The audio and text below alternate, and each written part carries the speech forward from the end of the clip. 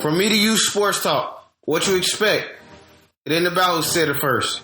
It's about who got it right. I want to start this podcast off by introducing y'all to my cousin. What's going on? All right, hey, the 50th episode. So everything new right now. I got a new logo, new sound, better sound. I apologize for, the mishaps that were happening in the past. I promise to all my listeners out there, you will not have to worry about that again. But I want to start this podcast off by giving a special shout out. I mean, not even a special shout out, though. I want to send my condolences down to the people in Houston, man. They're going through a very rough time. And I mean, a very rough time down there with Hurricane Harvey. I think it's Chris? What, 57 inches or something of rain down there? Yeah, it's pretty bad, man. It's pretty bad.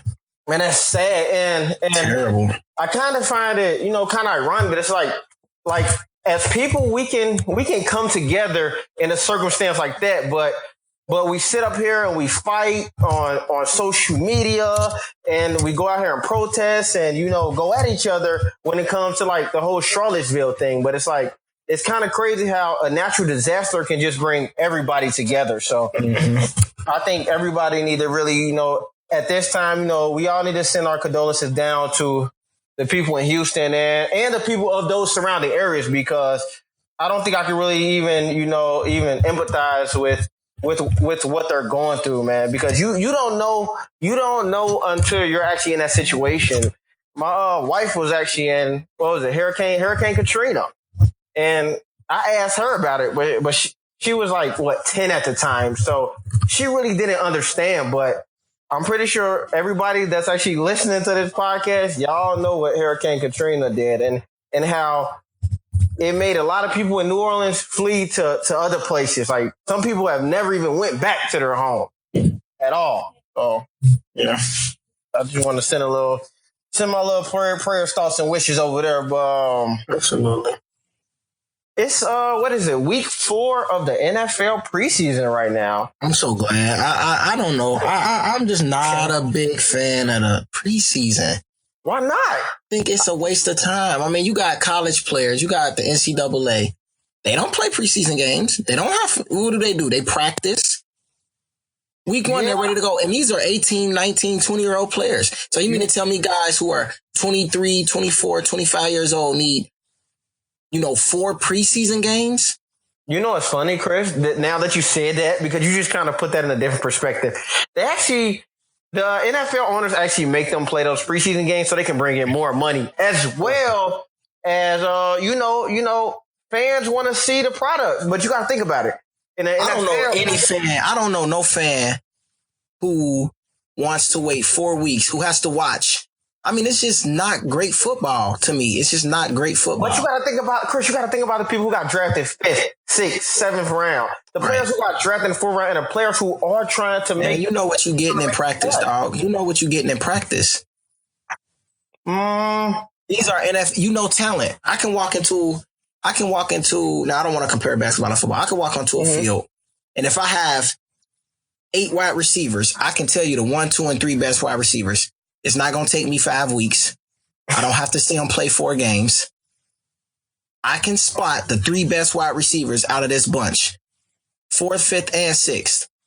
The other 2, you got to go. I don't need 4 games. But it's nothing like game competition. You actually got to see these players actually in circumstance. You actually got to see that quarterback who you drafted in the 2nd round. And then you got to see that quarterback who you drafted in the 5th round and see which one responds better to adversity. We see Dak Prescott. What did he do last year, Chris? You remember, he tore that preseason up. But I'm sure Dak Prescott showed what he was about in practice. So why don't we move towards the joint practices, like how NFL teams do the joint practices?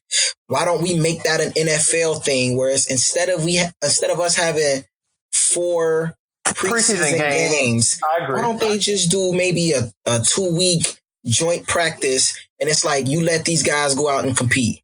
No, joint practices. Teams actually do that. Teams do the Patriots. Yeah. I know, but I'm saying, why don't we kind of try to move out of this 4-week preseason system and kind of protect the players a little bit better? I just don't think it's Number one, I don't think it's great football. Number two, I'm not a fan of putting my best product out on the field when it doesn't count.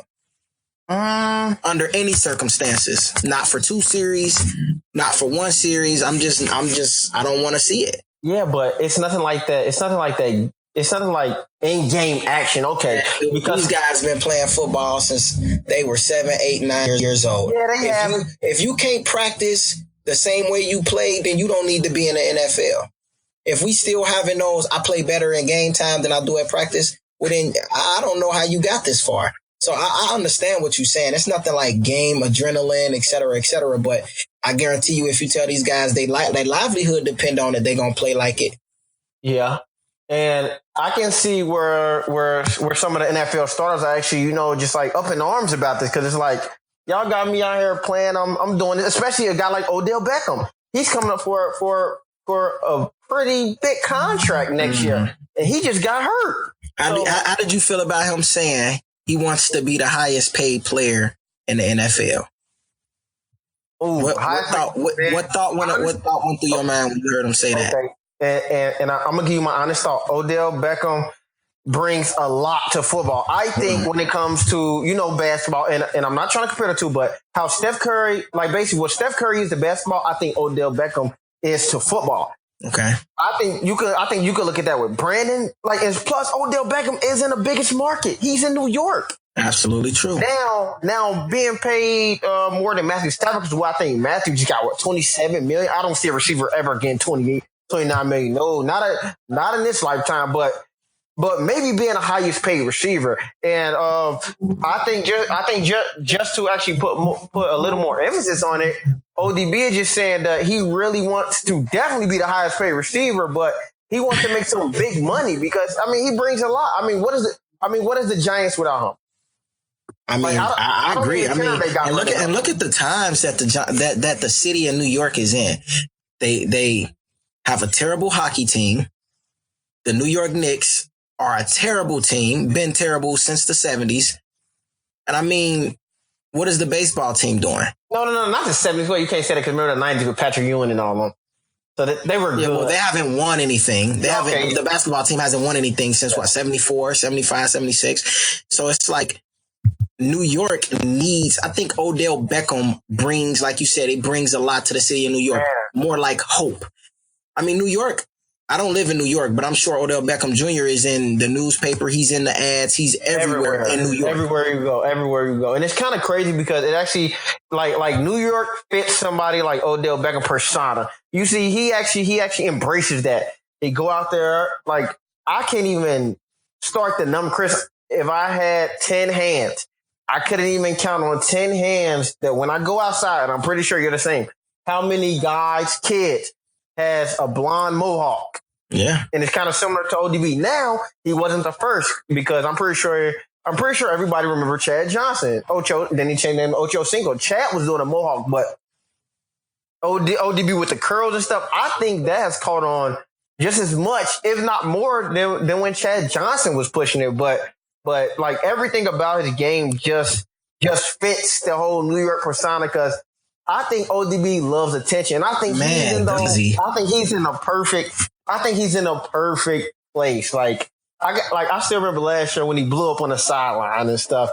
And that what was the little thing that the field goal kickers kicked? The little thing that hit him in his face. And I was like, man. But it's almost like I think Coach K, Mike Krzyzewski made a great point. I believe it was him. Correct me if I'm wrong.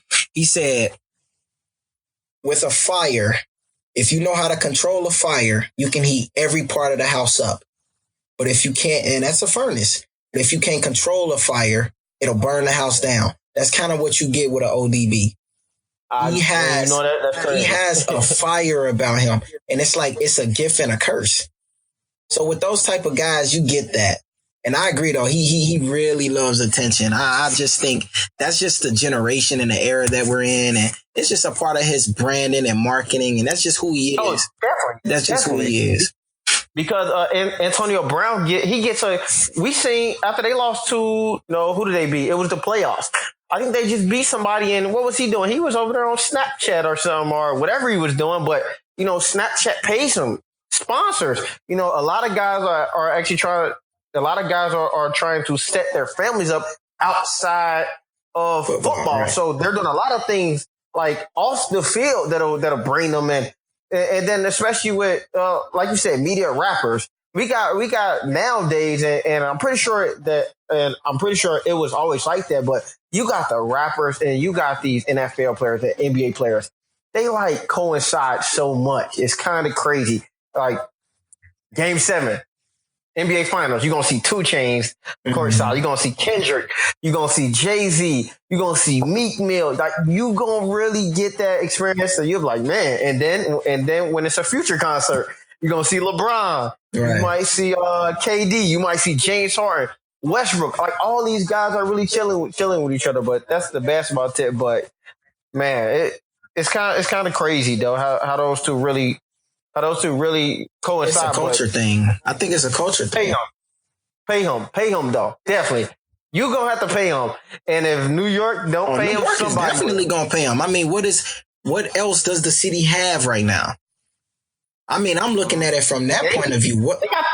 They always got the Yankees, but you're talking about from a point to like who represents like basically when you think of New York, the first person I think about is ODB, and this is no disrespect. Like I'm not talking about, in the old days, Babe Ruth guys. So don't jump down my throat whenever y'all hear that. I'm talking about right now. Me and Chris are talking about right now. The biggest star in New York is ODB. Absolutely. It's not the dude from it's not Judge from the Yankees. I'm sorry, although he's making crazy money. He's off. But it is Odell Beckham right now. So you have to compensate him. And plus, I think a lot of these players should be like, you know what, forget y'all. Like, nowadays, loyalty in sports, it don't even really matter no more. To me, honestly, I used to be really big on it. I don't care. If the Jaguars want to give Odell Beckham $30 million, ODB, go take that money.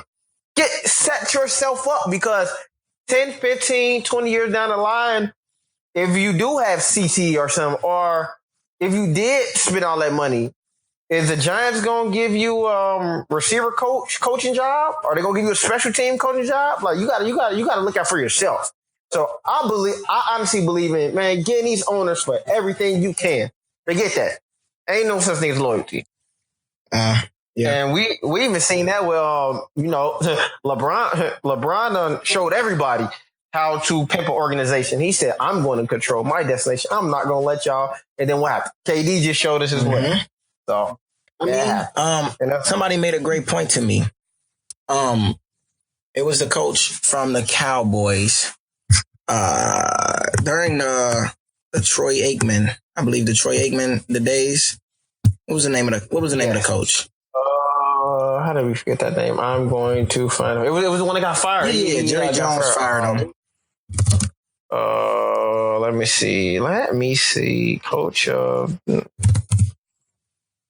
His name was I can't even remember his name. But anyway, it was in a time where trading wasn't a big deal. Trading wasn't anything that anybody did. And Jimmy Johnson. It was. He said when he was coaching, nobody traded. When he became the coach of the Dallas Cowboys, I think in 1 year, maybe one or a couple of years, he had within 51 trades. That was more trades than the entire NFL combined. And he got a lot of flack for that. He got a lot of flack and a lot of backlash about trading. But then when you look at the NFL now, if you don't trade, you're looked at as, what are you doing? What are you doing if you don't trade nowadays?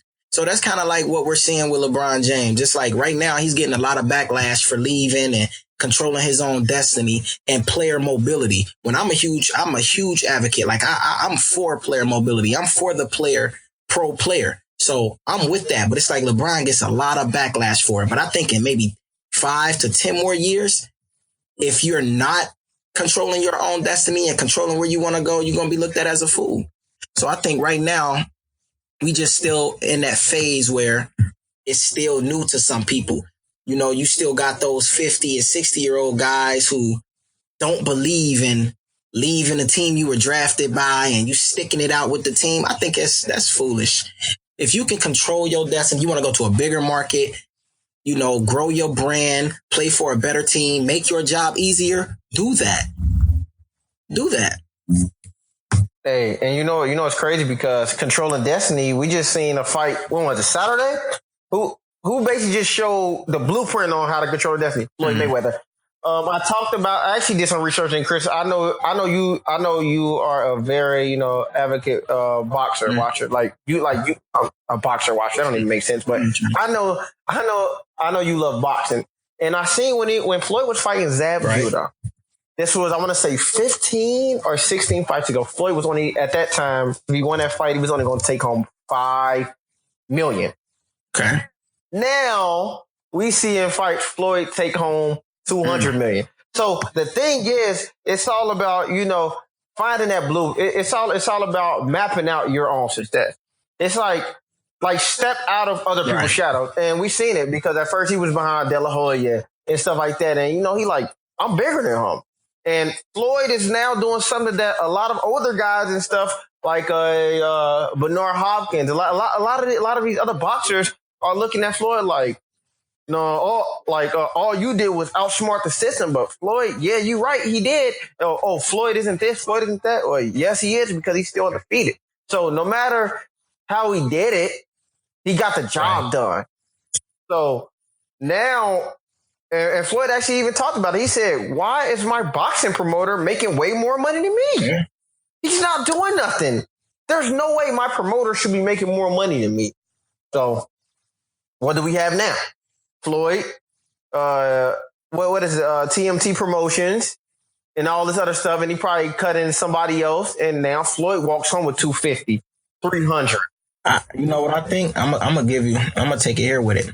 I think what we saw Saturday, I think it was a win for UFC, and I'm referring to the Conor McGregor-Floyd Mayweather fight. I think that's a win for UFC, huge win for UFC, huge win for boxing. There's a reason why we saw Conor McGregor promotions. It was the reason why we saw Conor McGregor promoting. Conor McGregor, I believe, and Floyd Mayweather at some point are going to try to merge some sort of UFC boxing rivalry type of thing. Conor McGregor held his own, although he was the far bigger fighter and Floyd was 40 years old. I'm sure there's some guys in the UFC thinking, maybe I can do this. You know what I mean? Although Conor McGregor is more of a striker in the UFC, he held his own, and he does have some amateur boxing history. He did pretty good, man. One of the pound-for-pound greatest fighters of all time. Hey, I cannot agree more with you. And it's kind of crazy because as I was watching that fight, I was like, man, the first 3 rounds, it's either 2-1 or it's 3-0 McGregor. Oh, no. I gave him all 3. I don't even... I didn't give Floyd any of the first, maybe 5 rounds. But remember what Floyd said? And we know that Floyd is probably the smartest boxer in history. He said, yeah, it's cool because that was all part of the game plan. I wanted to let him throw his big power punches. And I knew about a 5th, 6th, 7th round. He wasn't going to know. He don't got gas like that. Yeah. Right. He fighting championship UFC fight. 25 rounds. Minutes. That's it. So, you know what I mean? That's different from a 12-minute, a 36-minute fight. Yes. Now, if that fight was 5 rounds, then I would have gave McGregor a different chance. Although he is going up against, he's going to get Floyd, man. Floyd. Or if it was a 10-round fight. Fight. But you got to actually look at the whole circumstance. I was like, man, ain't no way. And the thing about it is, I don't even think McGregor even gave himself a chance. McGregor knew that, but of course, for promoting. He had to go in there and be like, yeah, I'm going to do this. I'm going to knock him out. I'm going to do all these things. And it actually fueled the fire for a lot of people. A lot of people was like, yeah, I got McGregor, man. McGregor going to actually do this and that. He's the bigger fighter, which he is. But going 12 rounds with Floyd, come on, this isn't just anybody. Now going 12 rounds with Floyd Mayweather, it have you in some trouble. Big trouble. But I'll say this. Man, this gotta be. I've watched Floyd probably, and Chris, I know you could probably. I'm pretty sure you don't probably watch them all because I think you said Floyd is your favorite boxer. I've watched maybe 10 of Floyd fights. This has to be one of the most interesting Floyd fights I've seen besides the Miguel Cotto because we're so used to Floyd defense, jab, defense straight, defense jab, defense straight, and Floyd actually went towards We actually went towards McGregor. That's because he was the smaller fighter, though. When you're the smaller fighter, and he has to bring the fight. He had the fight on the inside. He did. Floyd is used to fighting on the outside. He's the premier boxer, but he knew the situation that he was in. He was fighting a younger, much longer Conor McGregor. If Floyd didn't attack, Conor McGregor would just sit and throw the jab all day. I mean, it was the size difference was so great. I was surprised. I didn't know it would be that big of a size difference. I didn't know he was that big. McGregor, I was like, whoa. And then his reach and everything, he actually was countering Floyd a couple of times. He hit Floyd with a counter and still be able, but I'll say this, if Floyd would have lost that fight, it would have been very bad for boxing. Because now a lot of people would have been like, oh, man, Tyson to get beat by Anderson Silva or stuff. See, it would have went somewhere different that I'm sure we would not want to even take that conversation at all. But I'm glad, I thought Floyd would pull it off. I didn't know he'd get a TKO, but hey, Floyd did pull that fight off. Yeah. But, Floyd did say that he is what did he say? He said he's retiring right now. Oh, he's definitely retiring. We don't even have to worry about that. He's definitely retiring. Yeah, that's no way he's fighting again. I wouldn't even want to watch him fight again. Yeah. I'm waiting on the fight, the Triple G Canelo Alvarez fight. I got Canelo. I want Canelo to win. I'll say that. I'll say that. I want Canelo to win because I've actually seen this guy career just parasail. This dude was 21, I think, fighting Floyd Mayweather. If they fight today, Canelo has a little bit more experience. He's a lot more polished. I'm taking Canelo today. If they're fighting today, I'm taking Canelo today. Floyd is 40 years old. I think he was 37, 36 when he fought. Yeah. Canelo? Yeah, it was. Yeah, he was pretty young. That's about 3 or 4 years, man. Hey, Canelo couldn't touch him. Canelo couldn't touch him with a 10-foot pole at all. That was crazy. Yeah, we should have some big news happening in the NFL today. Matthew Stafford, a guy that I do like. Now, I understand he's 29 years old, and I really shouldn't be using the whole, he has potential, but of course, as Chris told me, 29 really isn't old for a quarterback. 29, a lot of quarterbacks are getting their primes and stuff at 29, and they still can play up into their late 30s, probably early 40s if you're just that good. Now, Matthew Stafford is a guy who can make every throw on the field. I mean, we know that. Yeah, Matthew Stafford is a guy who is so mobile. Now, I just seen a record. He was like 5-40 something against I think it was contending or playoff team. That isn't good, but I don't think we should let Matthew Stafford numbers judge him because ever since Georgia, Matthew has put up. Matthew Stafford, I think, has came in and has really produced in the NFL. Now, I don't think he's really reached that elite level. Hey, I'm not going to take probably 8-9 quarterbacks before Matthew Stafford. I'm really not. I agree. He's probably top 12 if it was a such thing at a category, but hey. Matthew Price. Okay, let's see. I'm taking Tom. I'm taking Aaron Rodgers. I'm taking Big Ben. I'm taking Andrew Luck. I don't want to miss nobody. I'm taking my boy Russell Wilson. You don't know about Andrew Luck? No, Ben's health and Andrew's health as well. I'm taking Cam Newton. Matt Ryan. What? Cam Newton? Yes. Yes. Let's talk about this. Yes. Like how do you judge a quarterback? How do you judge any player when you're dealing with their career and what makes them great? What is your spectrum? Okay, for one, Cam Newton for one, they have to be. You got to look at what position they're in. My spectrum is are they able to rise to the occasion? Are they a leader? Although, some might have questions about Cam Newton. And he really didn't rise to the occasion in that Super Bowl. So I guess I would kind of be shooting myself in the foot by actually saying that. But can they actually go out on that field and demand the respect of the other team? Like, are they able to make their teammates around them better? Now, we'll say this. Matthew Stafford had Megatron. Matthew Stafford now has some good receivers. Matthew Stafford also had a defense. Now with Cam Newton, he's had defense, but Cam Newton has never had a Megatron. You give Cam Newton Megatron? Now he got Calvin Benjamin, but you give that arm Megatron, they beat the Broncos in the Super Bowl. You got to think about this. How many times has Matthew Stafford even got to the NFC playoffs? And it's like, what happened with the Lions? Oh, they lost late. They lost this. And Cam Newton's arm is probably just as strong, if not stronger. He can make the same throws as Matthew Stafford, and he's more mobile. Okay. Definitely more mobile. Like, I don't know what's up with y'all and Cam Newton, man. Y'all got to show Cam Newton respect. Cam Newton is the man. He showed that. Okay. He showed that at Auburn when he came down from 28-7 on Nick Saban. 28-7 on Nick Saban. You come back. Don't nobody do that. Nobody does that besides Deshaun Watson just did it. But go ahead.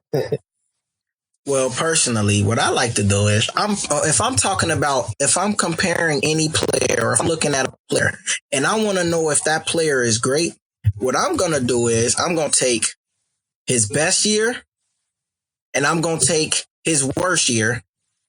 Don't judge a person off his best year. Don't judge a person off their worst year. Take the best year, take the worst year, throw it out the window, and let's look at what you have. Now, that's how I'm going to define a player's greatness. Cam Newton had a great year in 2015. 2016 was terrible. Now, I'll give him the benefit of the doubt of the Super Bowl hangover. I believe that's a real thing. I'll give him the benefit of the doubt about that, but we'll see what he do this year. I don't want to speak too bad on Cam because I like Cam. So we'll see what he do this year. He was also hurt. He also got hurt. And don't forget about 2014, his rookie year now, with no receivers out there. Dude lit up the Cardinals his first game, like what, 430, 440 something. He threw for 4 something. Was lighting them boys up. Cam has, he's brought the power running game. So he didn't really change the game as I guess you would say Randall Cunningham or Michael Vick. I think Michael Vick is definitely a guy. And you can go back to Madden with this, Chris. I'm pretty sure you've seen it, man. Remember on Madden 04? Michael Vick hit the sidelines. There was no catching Michael Vick at all. Like Michael Vick actually made everybody want to go outside and go grab a football. But you want to know what Michael Vick and Cam Newton have in common? What? They don't want to pass from the pocket. And that affects a quarterback. Even Cam Newton's coaches have called him out this year. Cam does not want to pass from the pocket. Cam has a 54% completing average. It's a quarterback. Are you kidding me? And you're an elite quarterback in your 5th or 6th year, and you completing low 50%. That's terrible. Okay. That's terrible. Now you just threw out some very interesting numbers right there. We got to look at the other things Cam can do. We got to look at how he runs in between the numbers. And I don't even know if they should use Cam like that so much. Do you want that from your quarterback? I don't. No, and that's why I was like, Colin Kaepernick sounds like the perfect fit for the Panthers. How about y'all give Cam Newton a break and run Kaepernick? You switch it up. You got power and speed. Not only do you have power and speed at the running back position, but you also have power and speed at the quarterback position. Why not sign a Colin Kaepernick and put Cap on that team? It just makes sense. But to answer your question, no. I think Cam Newton take too much punishment. You've seen the boy Jones from the Falcons. Cam Newton tried to cross that line, man. That dude lit him up. And then another thing is Cam is very he likes to showboat. So when he get into the end zone, people be like, "Oh, you just stop doing that." And Cam like, "Well, how about you stop me?" Well, I think last year they definitely put an emphasis on trying to stop Cam from getting in that end zone because they wasn't having it at all. Yeah. No more celebration. But this year we gonna see because Ted Ginn is gone, and he has the boy from Ohio State, Samuels, which is good, and he got McCaffrey. So I expect big things out of that offense. I gotta ask you now. Hey man, what's up? Okay.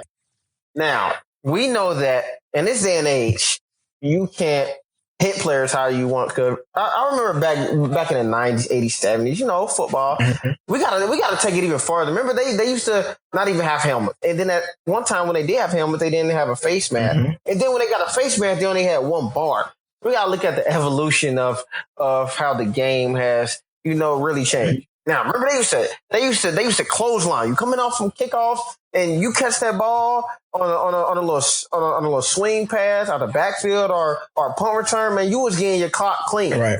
And it was like a couple of them hitting you at one time. We still have players who are stuck in that mindset of I want to be physical. Mm-hmm. I want to be very aggressive. Now, a lot of people would be like, well, this is the manly game. This is football. Like, you should hit players like that. And we've had problems with Ndamukong Suh. It's one of them. I mean, he's dirty. He's dirty. Okay, all right. He's dirty. Okay, Vontaze Burfict. We just seen he just clanked this guy clock. Now, when I looked at the hit, was it legal? I think it was legal, but he was defenseless, Chris. Which makes it illegal. We gotta look. Yeah, so that makes it illegal, and it's like so much is changing. It's like these players have to adapt, but this is the problem. Now watch this. So you tell Vontaze Burfict, like the whole Antonio Brown and some of these other hits that he's done, and it's not just Vontaze Burfict. It's actually the state of the NFL. You're telling these guys, hey, don't hit those guys. So, like, don't lead with the crown of your helmet. Okay, I'm not going to lead with the crown of my helmet to the head, but guess what? I'm going to lead with my shoulder. I'm going to lead with the crown of my helmet to the knee. And then you got guys blowing out their ACLs, MCLs. Then what?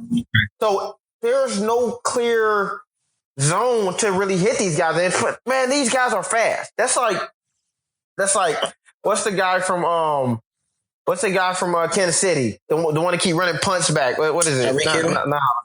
Tyreek Hill. It's like, I'm not trying to aim at his head or I'm not trying to aim at his knees, but wherever I can hit him at, I'm going to hit him. He's that fast. So a lot of these guys are trying to wrap up and just kill him. And it's like, yeah. This is a collision game. It's a collision game. You're trying to tell grown men running at a high rate of speed to be careful. Essentially is what you're trying to do. You're trying to tell 250-pound men running at a high rate of speed whose job is to bring down, I'm not even going to say tackle, whose job is to bring down the opposing team.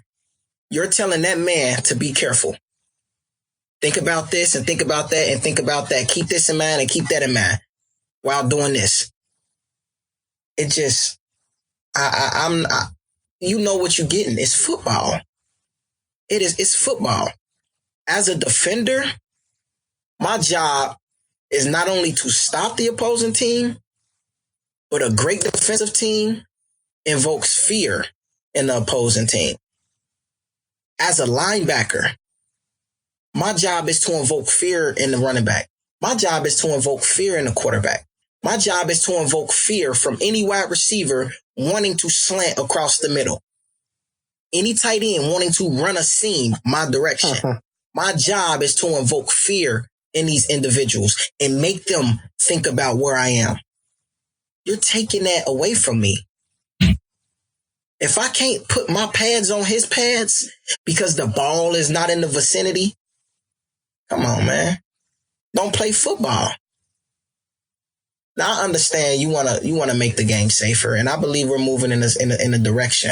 We're taking steps into making the game a safer game. But there are some things that I'm not all right with. There are some hits that I think it's bullcrap to call a flag on that. Now, I'm not saying that the Vontaze Burfict hit was okay. I'm just using this as a time to speak on other hits and just the rules as a whole. You know what I mean?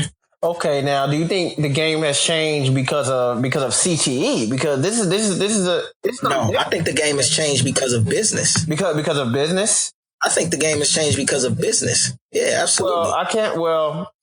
For one, we know the athletes are only getting stronger. They're only going to be stronger than they were now. I mean, they're only going to get stronger. They're only going to get faster. And 10 years from now, they're going to be running, like we've seen the evolution. Now we have safeties running 4.5, 4.4s. We have linebackers being able to run 4.5. If you don't know, you got to go ask Anthony Barr.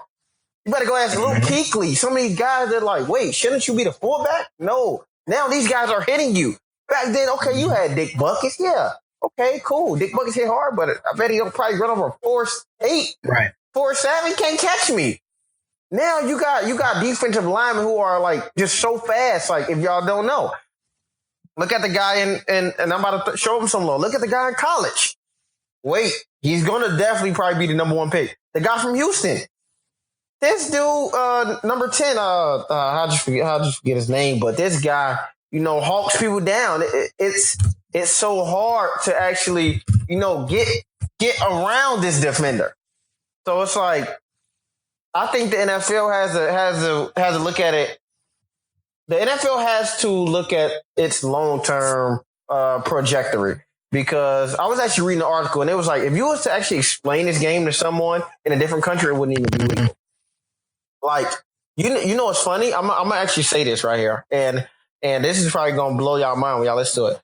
I think it's more concussion because there's actually helmets on their head. How much you want to bet? Take those helmets off their heads. You ain't gonna see that many concussions. People gonna start being way more cognizant.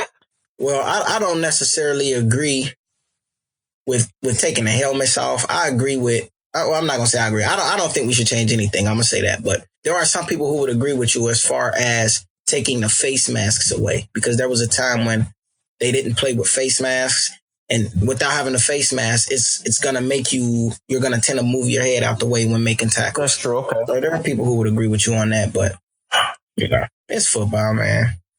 I'm excited for the season. I tell you. Yeah, yeah. We got the Patriots and the Kansas City Chiefs opening up. You couldn't get any better, but it's sad because what happened? What was the opening topic? Preseason injuries messed up who? Spencer Ware and Julian Edelman. And Julian Edelman is such a security blanket for Tom Brady. And Tom said you can't get trust back. Trust is something that you can't give to everybody. Like Julian probably averages 10 targets a game easily. Like 10 easy when it's 4th and 1, 4th and 2. Who Tom going to? Goal line. Who Tom going to? Those option routes that Julian also learned from Welker, and he does it better than Wes Welker. He's a 1,000-yard, receiver, man. That's a big deal. Yeah, he get crazy catches, but that's a big weapon. Crazy catches. So with Brandon Cooks coming in there and Hogan, some of the other receivers, we'll see. I really don't expect them to miss a Bill Belichick has a system. I think he's probably top 2, top 3 coaches. I wouldn't even say 3. I think 3 is disrespectful. I think he's top 2 coaches in any sport of all time. Oh, some people go at you for that. Bring it, man. Bring it. The numbers don't lie. Yeah. The numbers don't lie. Yeah. He's always 10 steps ahead. And that's the biggest thing, Chris. He thinks about everything in every different way. What's the old Jets head coach? Eric Mangini. No. Not Eric Mangini. Jets. Yeah. He was with the Jets. He was under Bill Belichick. Bowl? No, he's still there. Not Eric Mangini, Dungy. No. It was Herm Edwards. You're going back too far. How far was it? Oh, Rex Ryan. Yeah. Okay. Thank you. Rob Ryan made a comment the other day about Bill Belichick, and he was saying he thinks he's the greatest coach of all time. And he was just like, he's so detailed. In game, he's making adjustments and he's using code words. It's raining outside, meaning they're not going outside the numbers. This quarterback isn't going outside the numbers. Pack the middle, make them go outside. He's just 10 steps ahead at all times. And the way he dominates, he doesn't even use his draft picks. 10 steps ahead, man. Let me ask you this. Mm-hmm. Do you blame the success of the Patriots on Bill Belichick, or do you give the credit to Tom Brady? Oh, my favorite quarterback. And this is my team too. I think it's a combination of both. I'll definitely say that. I'm not going to just say that it's Bill Belichick, because I don't think I really want people to lose this, because when you just put it on Bill Belichick, you take away from Tom Brady. Like, you take away a guy who put so much into this. You take away a guy that was counted out. You take away a guy who had to fight for his job at Michigan. You take away a 6th-round draft pick who put in the work, who a lot of our supposedly draft analysts said this was the worst quarterback signing I've ever seen. This is the worst combine I've ever seen. You take away a guy who was down by 10 in the Super Bowl by the Seahawks and came back. You take away a guy that was down by 25 in the Super Bowl by the Falcons and had to come back. This ain't Bill Belichick. If that was the case, they wouldn't have lost no Super Bowl. They should have lost against the Giants. So we can't. So a lot of people be so quick to just it's Bill Belichick. It's not just Bill, because if that's the case, they should have won every Super Bowl. But we've seen success from Jimmy Garoppolo. 2 games, guys. 2 games. Let Jimmy Garoppolo play a whole season.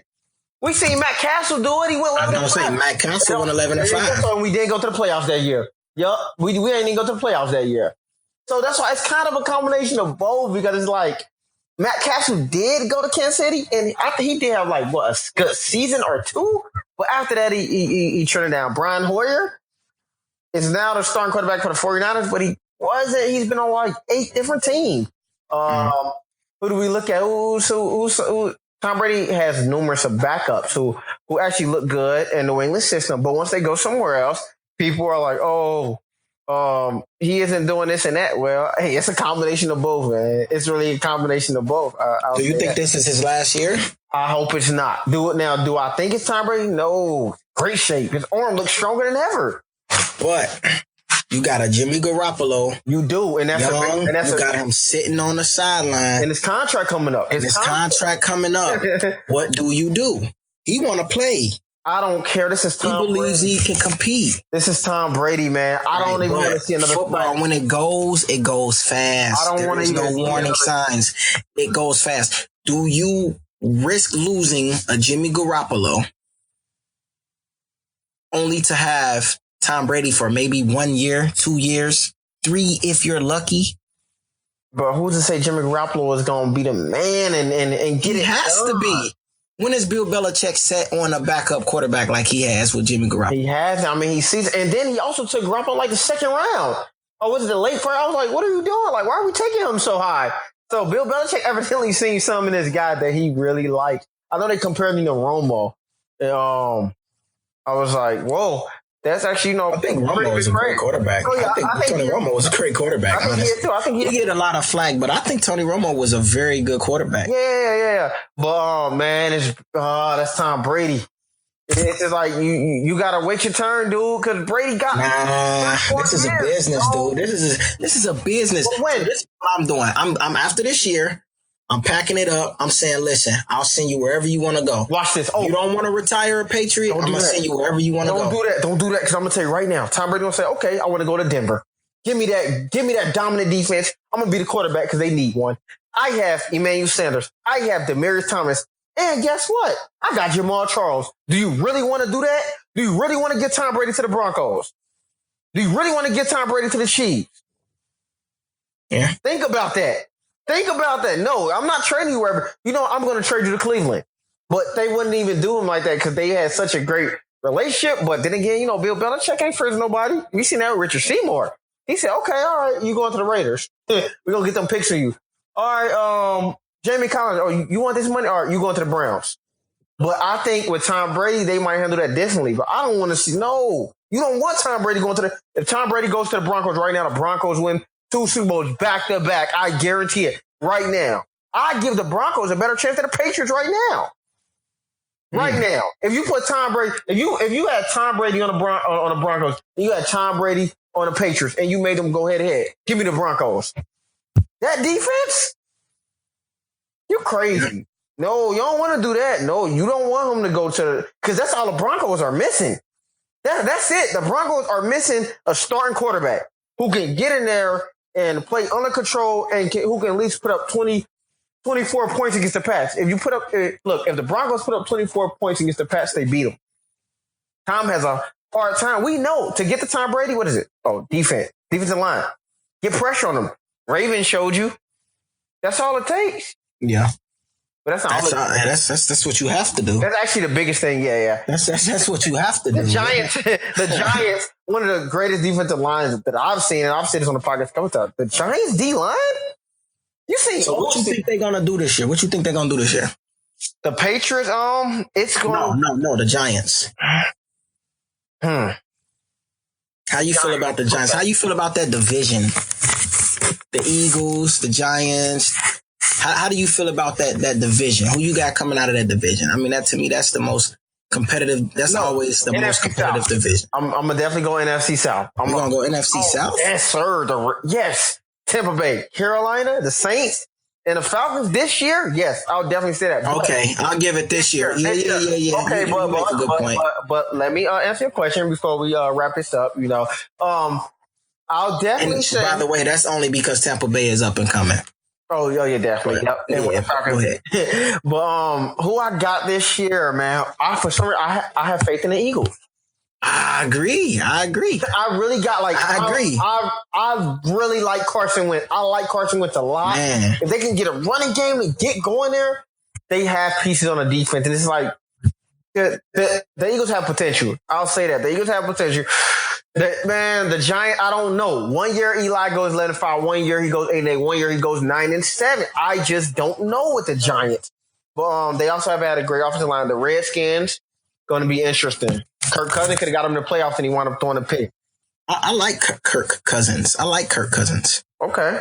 All right. I like him a lot. So that's definitely gonna be a story. I mean, we're gonna see how this all unfolds. But anyways, to listen out there, I got my cousin on the podcast, so I hope y'all really enjoy the podcast. Hey, it's the 50th episode, so I really want y'all to sit back, enjoy it. It's only going up. I done made some change. I got some better technology and everything, so y'all gonna get the sound that y'all been looking for. No more bull crap will be put out. And y'all shouldn't say that, but I can say that. But anyways, like I always say, it's not about who said it first. It's about who got it right. So with that being said, from me to you, signing out.